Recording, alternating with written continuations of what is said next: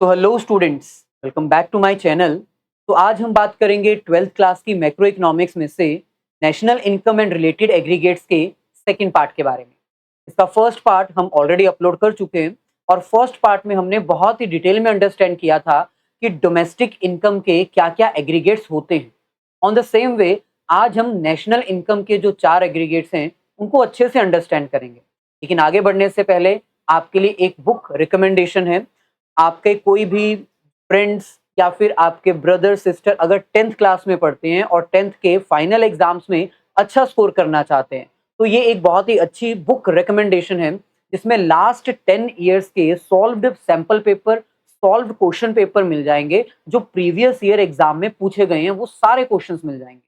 और तो और इसमें सारे सब्जेक्ट्स आपको एक ही प्लेस पे मिल जाएंगे। आपको सेपरेट कोई अलग बुक परचेज करने की जरूरत नहीं है। इसमें आपको इंग्लिश, मैथमेटिक्स, साइंस और सोशल साइंस ये चारों सब्जेक्ट्स के जितने भी क्वेश्चंस प्रीवियस 10 इयर्स में पूछे गए हैं वो सारे मिल जाएंगे। और बेनिफिट ये है कि ये सॉल्व्ड है। तो अगर कोई भी प्रॉब्लम आती है किसी भी क्वेश्चन को सॉल्व करने में तो आप इसकी हेल्प भी ले सकते हो और प्रैक्टिस भी कर सकते हो। तो चलिए आज का कॉन्सेप्ट स्टार्ट करते हैं। आज के कॉन्सेप्ट में जैसे कि मैंने बताया कि हम aggregates related to national income study करेंगे। तो नेशनल इनकम को लेकर टोटल हमारे पास 4 एग्रीगेट्स हैं। तो ये जितने भी एग्रीगेट्स हैं ये है aggregates related to domestic income, जिसमें जो सेंटर में ये डी है ना, इन सब डी का मतलब है डोमेस्टिक।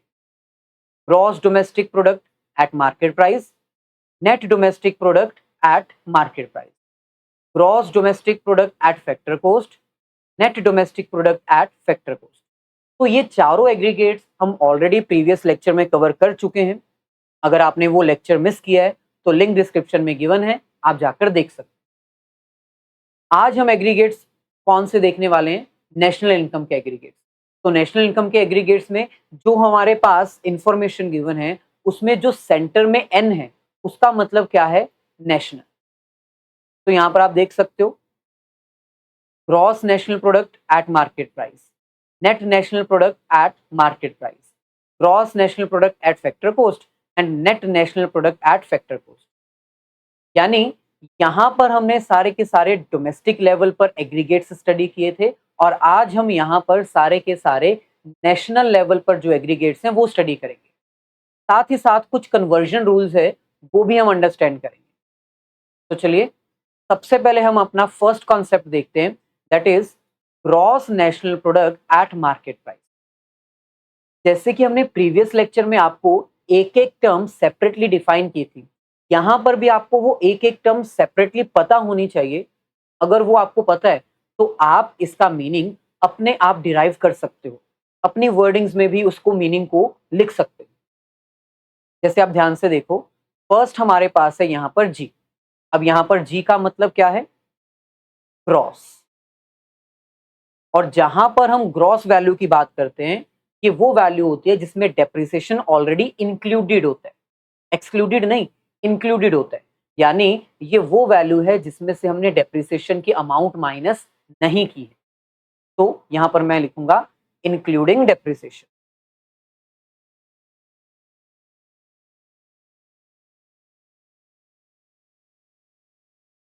ऐसे ही नेक्स्ट हमारे पास है नेशनल।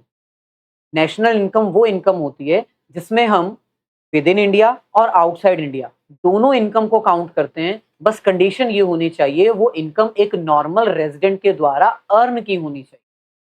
तो इसका मतलब नेशनल इनकम वो इनकम है जिसमें हम डोमेस्टिक इनकम में net factor income from abroad add कर देते हैं। अब net factor income from abroad का कॉन्सेप्ट तो आपको पता ही है, पहले आपको करवाया हुआ है। Net factor income from abroad is the difference between factor income from abroad and factor income to abroad. इन दोनों के डिफरेंस को हम क्या कहते हैं? Net factor income from abroad. तो इसका मतलब सेकंड टर्म जो है एन का मतलब यहाँ पर नेशनल है और नेशनल का मतलब क्या होता है? Including net factor income from abroad.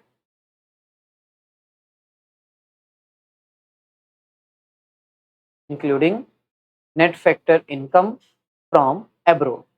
On the other hand P का मतलब तो प्रोडक्शन ही है, तो इसको आगे डिफाइन करने की जरूरत नहीं है। नेक्स्ट हमारे पास आता है मार्केट प्राइस। मार्केट प्राइस किसी भी प्रोडक्ट का वो प्राइस होता है जिसमें हम नेट इनडायरेक्ट टैक्सेस ऐड कर देते हैं। On the other hand factor cost किसी भी प्रोडक्ट की वो कॉस्ट होती है जिसमें हम नेट इनडायरेक्ट टैक्सेस का ट्रीटमेंट नहीं करते, नेट इनडायरेक्ट टैक्स ऐड नहीं करते। तो इसका मतलब पहली टर्म हो गई ग्रॉस, सेकेंड टर्म हो गई नेशनल, और थर्ड टर्म है मार्केट प्राइस। मार्केट प्राइस का मतलब क्या होता है? मार्केट प्राइस का मतलब है इंक्लूडिंग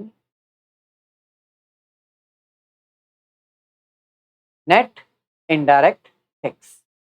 तो इन शॉर्ट अगर मैं जीएनपी एट एमपी के मीनिंग को डिराइव करूं तो इसका मीनिंग सिंपल है।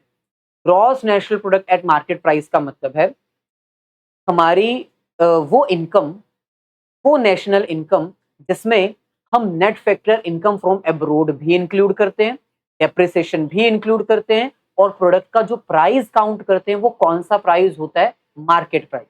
यानी इसमें नेट इनडायरेक्ट टैक्स भी इंक्लूड किया जाता है। तो जब एक इकोनॉमी की नेशनल इनकम कैलकुलेट की जाए bye including net factor income from abroad, including depreciation and eight market value including NIT, उसको हम कहते हैं जीएनपी एट एमपी। यानी एक इकोनॉमी की नेशनल इनकम, वो भी मार्केट प्राइस पे जिसमें से डेप्रिसिएशन माइनस नहीं की गई है, उसको हम कहते हैं जीएनपी एट एमपी। तो यहां पर मीनिंग बहुत ही क्लियर दिया हुआ है। Gross national product at market price refers to the sum total of what?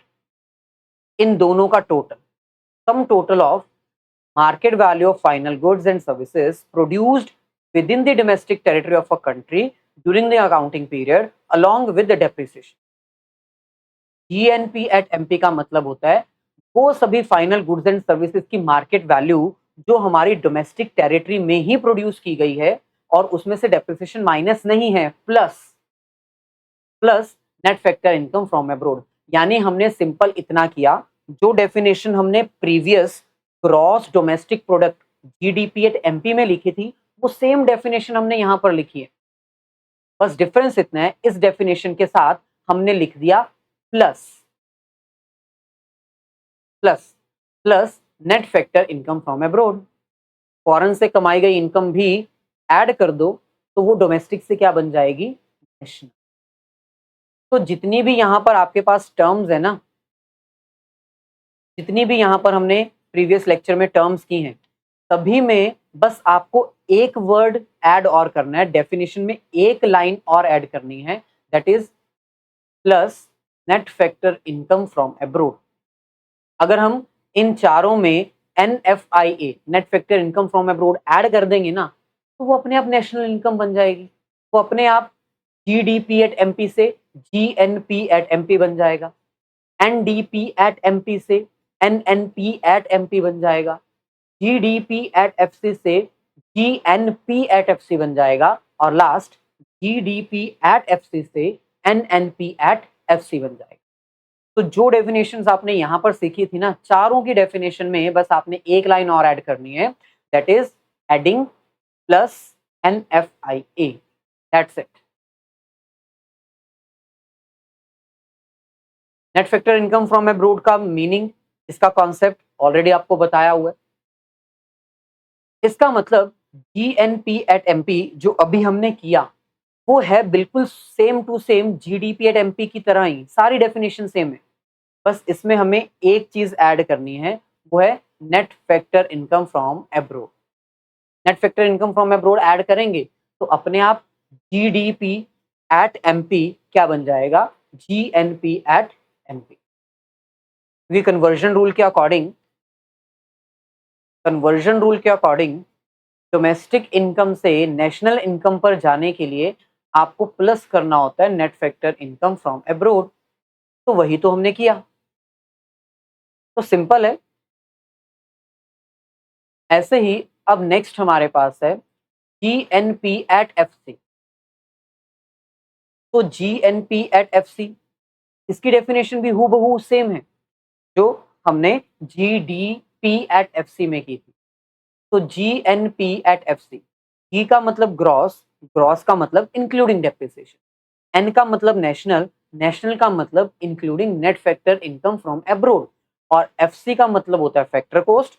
Factor cost का मतलब है किसी प्रोडक्ट को प्रोड्यूस करने की वो वैल्यू जो उसकी मैन्युफैक्चरिंग वैल्यू है, वो वैल्यू जिसमें अभी इनडायरेक्ट टैक्सेस और सब्सिडीज का ट्रीटमेंट नहीं किया गया, वो वैल्यू जिसमें एनआईटी इंक्लूडेड नहीं है, एक्सक्लूडेड है। तो इसका मतलब जीएनपी एट एफसी का मतलब क्या है? इसका मतलब एक इकोनॉमी की वो नेशनल इनकम जिसमें डेप्रिसिएशन तो इंक्लूडेड है, डेप्रिसिएशन माइनस नहीं किया गया, लेकिन इसमें नेट इनडायरेक्ट टैक्सेस का ट्रीटमेंट अभी नहीं किया गया, इसमें इनडायरेक्ट टैक्सेस और सब्सिडीज का ट्रीटमेंट नहीं किया गया। तो क्या मीनिंग लिखेंगे इसका जीएनपी एट एफसी का? सिंपल है, GNP at FC refers to the sum total of, sum करना मतलब ऐड करना, किसका ऐड करना है? इन दोनों का ऐड करना।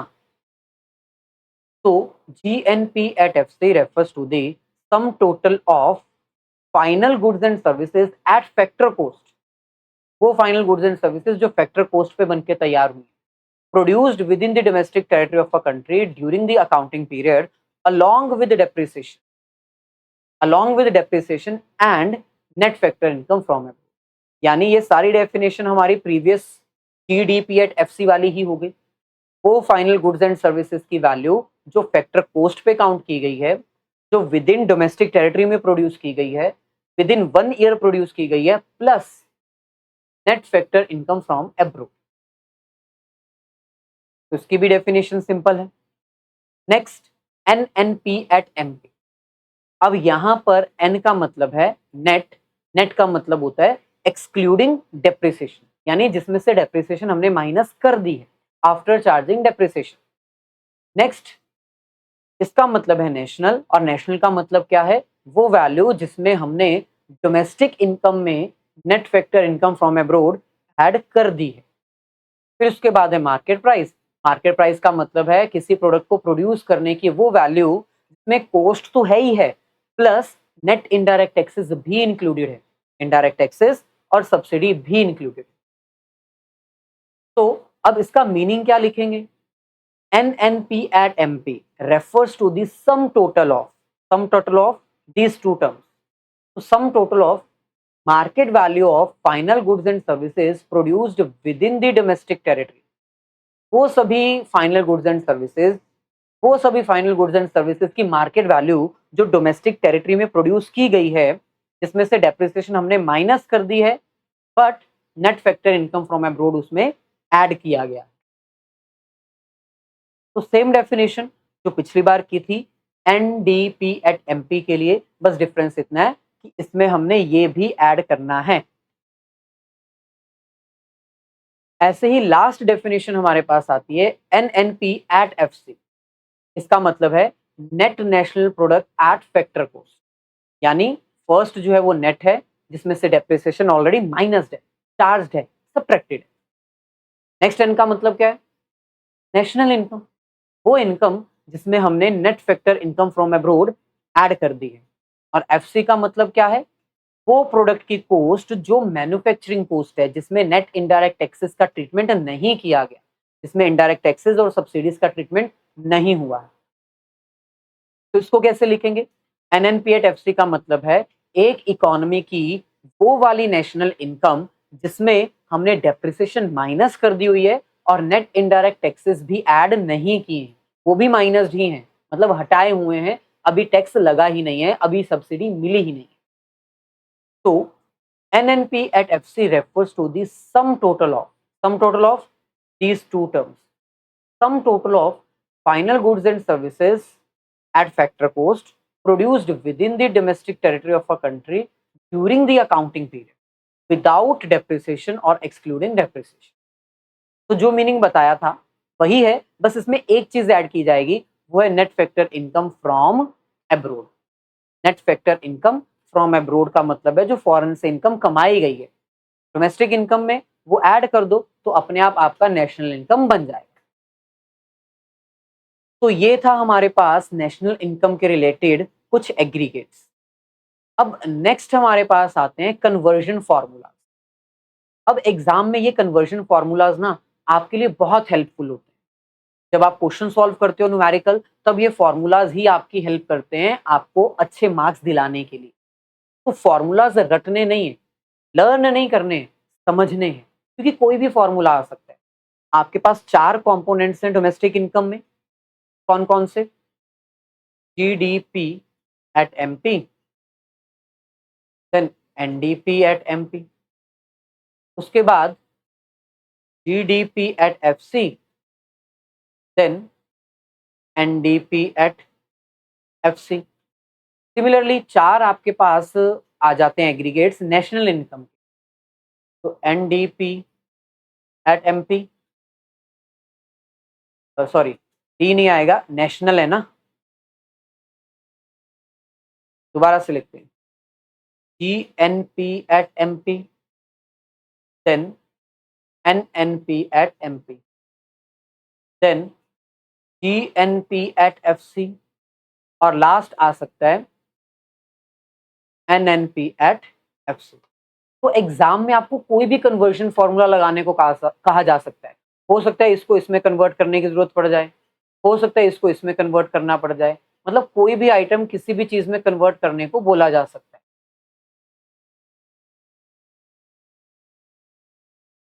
तो क्या क्या कन्वर्जन रूल्स हैं वो सब आपको अंडरस्टैंड करने पड़ेंगे। ये जो रूल्स है ना, ये हम आने वाले नेक्स्ट लेक्चर में बहुत अच्छे से करेंगे, लेकिन जो बेसिक फॉर्मूलाज है वो आपको याद होने चाहिए। जैसे पहले फॉर्मूला क्या है?